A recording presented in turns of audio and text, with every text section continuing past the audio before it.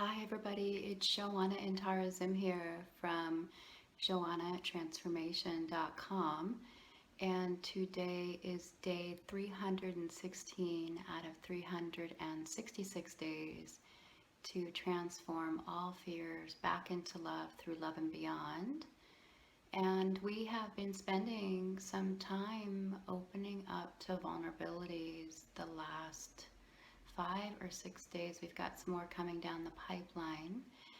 But this is under the subject of your vulnerability is literally the gold mine of your happiness. And I'd like to share a little bit more about that. Um, I think about you all the time. I think about what you might be going through and how best to serve. And many of you have told me truly the challenge of opening up to the things that create the most feeling for you, the ones that part of you deem there might be the most threat. These are the places that people speak about vulnerability and the concerns about that. And so today I would like to address and share with you some of my recent musings around the vulnerability and opening up to others. Um, I've been sitting with some clients this week, and there has been tremendous vulnerability in this election process. Here we are, one day after the election or so, and people are sharing with me a deep fear of opening and sharing to others. And there's a really deep concern about being judged, about harm coming their way, about hurt coming, um, about judgment coming if they open up about how they really feel. And I want to share with you that I have had many of my own struggles about opening up to others regarding the things that make me feel the most vulnerable. And what I notice, I don't know if you're like me or maybe a little bit different, I'd love to hear, is that when I would feel something really vulnerable and then I just wouldn't open up, it would start to create a backlog, and that backlog would start to create a lot of syndromes, both in my body in terms of uncomfortable sensations. It would also create difficult feelings in my heart, difficult emotions that went along with my thoughts. And it would create a lot of static and kind of interference, restless, jumpy mind in my head.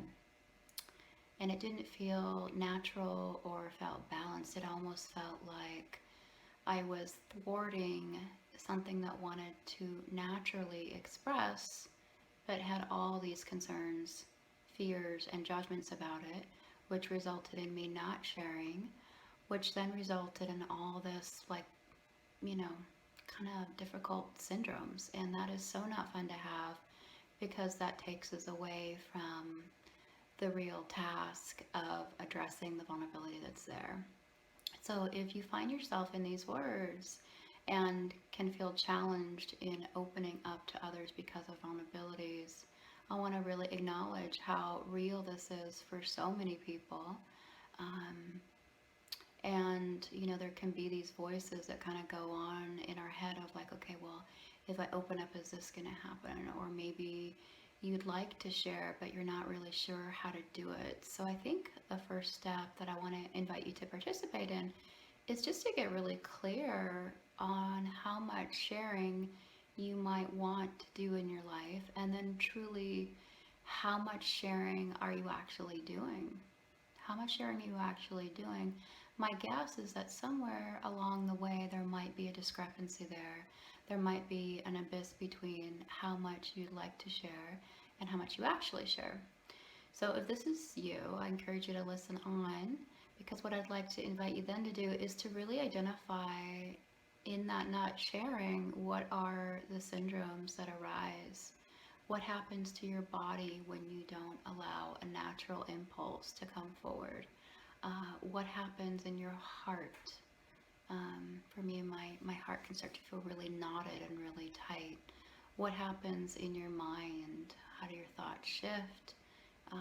Do you feel clear? Do you feel kind of backed up in your mind in terms of lots of thoughts and things not feeling balanced?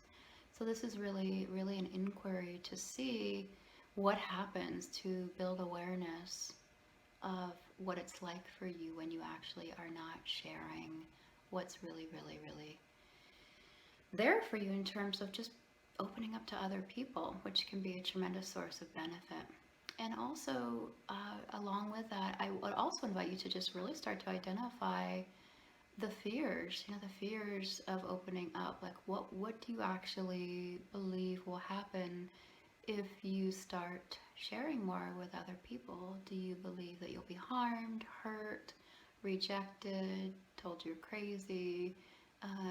Those are usually the three big fears of the ego when it comes to vulnerability and challenge, which the ego itself is inherently vulnerable, insecure, and fragile. And I find that most of the time, your egoic fears, one's egoic fears, my egoic fears, boil down to one or all three of those.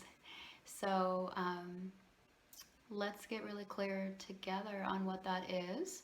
And tomorrow we will go into more depth with working with this. I didn't want to overwhelm you because I know this is really, big material, and we will definitely address it more tomorrow. So thank you so much for participating in this wonderful project and for being willing to play along. And I'm looking forward to connecting with you tomorrow. Take care.